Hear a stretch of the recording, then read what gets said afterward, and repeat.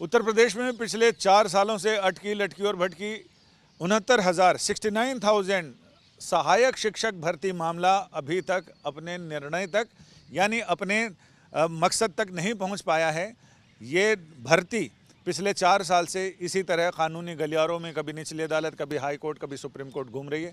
Supreme court ने इस मामले में अब 23 तारीख तय की है। 23 सितंबर को सभी पक्षकार अपनी अपनी दलीलें लिखित रूप में देंगे। सुप्रीम कोर्ट उसमें सुनवाई करेगा, जिसमें हाई कोर्ट के सिंगल जज बेंच और डिवीज़न बेंच इन दोनों ने अपने अपने फैसले दिए हैं।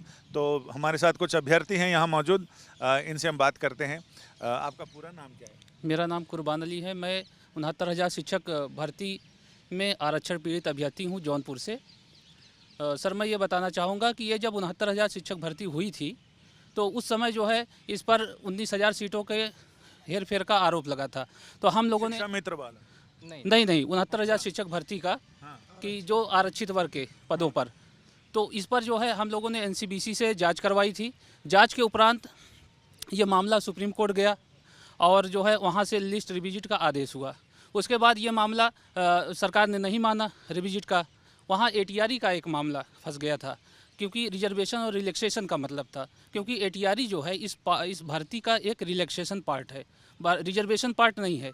तो उस पर जो है माननीय सिंगल बेंच ने उस पर एटीआरई को पार्ट ऑफ सिलेक्शन कह दिया था, जिसको हम लोगों ने डिवीजन बेंच में चुनौती दिया था। डिवीजन बेंच ने फिर उसको सिंगल जज बेंच के ऑर्डर को पलट दिया। जी, पलटते हुए जो है एटीआरई को पार्ट ऑफ सिलेक्शन से हटा दिया। उसने जो है इसको कहा कि ये पार्ट ऑफ सिलेक्शन रिजर्वेशन का भाग नहीं है, बल्कि एक रिलैक्सेशन है, जिस तरह टीटी है। तो उसके बिहाफ पर सरकार को ये दिशा निर्देश मिला कोर्ट से कि आप लिस्ट रिविजिट करके लिस्ट रिविजिट करिए।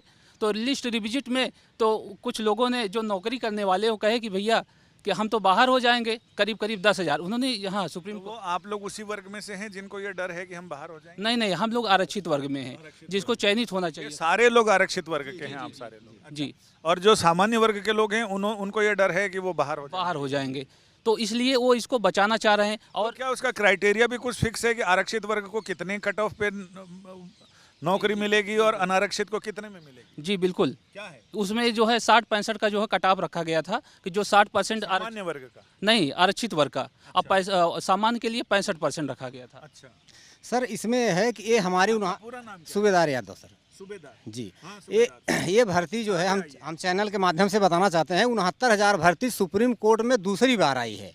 हाँ।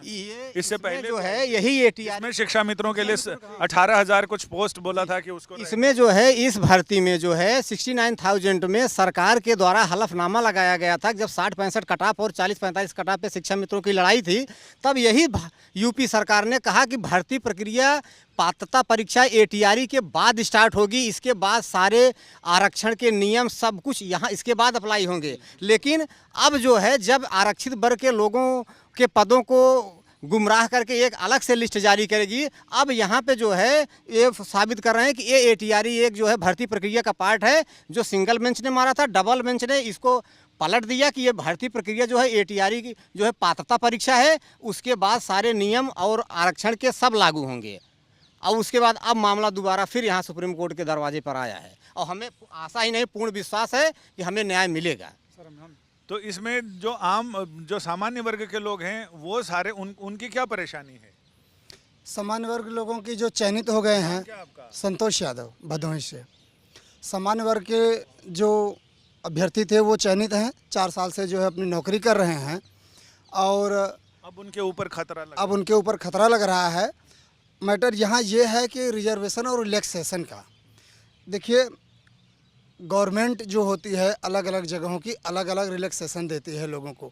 कभी फीस के रूप में छूट, तो कभी एज के रूप में छूट और कभी पासिंग मार्क के रूप में छूट, अलग अलग परीक्षाओं में। लेकिन जब भर्ती प्रक्रिया स्टार्ट होती है तो रिजर्वेशन वहाँ से लागू होता है। जब हमारा ये जो है जिला आवंटन फॉर्म भरा गया, वहाँ से भर्ती स्टार्ट हो रही है और इस बात को बखूबी जो है गवर्नमेंट ने स्वीकार किया है इसी सुप्रीम कोर्ट में। हमारे पास आर्डर भी है सुप्रीम कोर्ट, उसका आर्डर भी। आप पूरा नाम बताएंगे? हमारा नाम है विजय कुमार शर्मा, मिर्जा। विजय जी, ये बताइए, तो आप भी आरक्षित वर्ग में ही हैं? हाँ, हम भी आरक्षित वर्ग के हैं। आरक्षण का घोटाला 19,000 हुआ है, जो कि हमारे सीटों पे आरक्षित वर्ग के कौन सीटों से साल में आप लोगों ने पर्चा भरा था?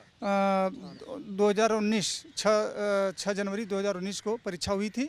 और इसके बाद जो है जब परीक्षा हुई, सबसे चक्करे काट रहे हैं। हाँ, तो ऐसा जब परीक्षा हुआ इसके बाद उन्होंने जो है लिस्ट निकाला, तो लिस्ट निकाला उसमें तो जो है कट ऑफ डिसाइड हुआ 67.1 जनरल का कट ऑफ हुआ। इसके बाद 66.7 जो है ओबीसी का कट ऑफ जो है डिसाइड किया गया। तो उसके बीच हम लोगों ने देखा तो उसके बीच जो है 27% होना चाहिए, तो 3.86% जो है उन्होंने जो है दिया ओबीसी को।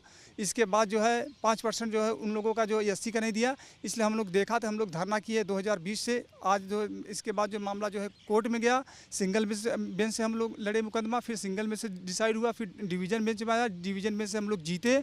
आज जो है सरकार भी जनरल के साथ है और हम लोगों के जो है कोई नहीं सुनता है। आज हम लोग डिवीज़न बेंच से जीत कर जो है आए हैं सुप्रीम कोर्ट में। तो वहाँ पे ये है एटीआरई का मैटर था। ATRE is not part of selection, जो कि शिक्षा मित्रों के केस में जो है वहाँ एक जो एडवोकेट जनरल थे जो है वहाँ पे उन्होंने दिया था, राम शरण मौर्य में उन्होंने दिया था कि ATRE is not part of selection. तो उसी से हम लोग डिवीज़न बेंच जीते। आप इधर आइए, पूरा नाम बताइए अपना। मेरा नाम शिवशंकर मौर्य है। शिवशंकर जी, आपके तो लग रहा है कि एग्जाम देते देते और रामा रामा रटते मेरी बीती रे उमरिया। जी हाँ सर, अब जो है हम बालों में सफ़ेदी भी आ गई, सब कुछ हो गया, टेंशन चिंता परेशानी। हाँ, अब हम उम्र के आखिरी जो है दौर में है। ये भर्ती शायद आखिरी दौर तो नहीं है, भर्ती आखिरी दौर में। हाँ, भर्ती ही हमारी जो है आखिरी दौर में है। अब शायद इसके बाद हमें दोबारा जो है भर्ती में मौका नहीं मिल सकता है। और आखिरी ट्रेन है ये, पकड़ में आ गई तो ठीक है, नहीं तो हाँ, ये हमारे लिए आखिरी ही मतलब ट्रेन है और हम इसे ज़रूर जो है दौड़ करके। ये 4 साल कैसे गुजरे? ये 4 साल हम लोगों के लिए बहुत ही असहनीय रहे हैं। इतनी पीड़ा जितनी कि हम जानिए कि आपके चैनल के माध्यम से तो नहीं ही बता सकते। इतनी हमारे चैनल नहीं समझेगा। नहीं समझेगा, बता सकते आपका हैं। चैनल जो है समझेगा। इस वर्ष तो जान लें कि हम लोग जो है इतनी पीड़ा कि मृत्यु तुल्य हम लोगों को पीड़ा हुई। हम लोग जो है पूरे 206 दिन धरना देने के बाद जब कोड ऑफ कंडक्ट यूपी में लागू हुआ तब वहाँ से उस समय भी आज तक आप लोगों के साथ था जब कोई मंत्री बात करने को तैयार नहीं थे, आप लोग जाते थे सर्दियों में, गर्मियों में। जी हाँ, तो वहीं से जब कोड ऑफ कंडक्ट लागू हुआ तो हम लोग वापस घर चले गए। फिर हमारी लड़ाई जो है कोर्ट में और मजबूती से लड़ी गई। जो सिंगल बेंच ने जो है आर्डर दिया कि लिस्ट को रिविजिट किया जाए और रिविजिट करने के साथ साथ जो लोग अभी तक हमारी सीटों पर कब्जा करके बैठे हैं उनके लिए कोई नई पॉलिसी की बात कर दी। लेकिन जब डिवीज़न बेंच में हम लोगों ने इसे चैलेंज किया तो डिवीज़न बेंच ने सिंगल बेंच को सीधे ही बिल्कुल क्वेश कर दिया। कहा नहीं, जो जिसका हक है उसको वहाँ पर रखा जाए, लिस्ट को रिविजिट किया जाए, जो अंदर हो रहे हैं उनके लिए अंदर और जो बाहर हो रहे हैं उनके लिए बाहर कर दिया जाए। और आज जो बाहर हो रहे हैं वो सुप्रीम कोर्ट में आए हैं तो पीछे पीछे हम लोगों को भी यहाँ तक पहुँचना पड़ा है। यानी अब सुप्रीम कोर्ट 23 सितंबर को इस मामले में अगली सुनवाई करेगा, जिसमें ये पता चलेगा कि इन लोगों ने जो अपनी याचिका यहाँ पर लगाई है और सुप्रीम कोर्ट में अपना अधिकार लेने के इरादे से, तो उसमें इनको कितनी सफलता हाथ लगती है। कैमरामैन मनीष बिधूड़ी के साथ संजय शर्मा, दिल्ली आज तक।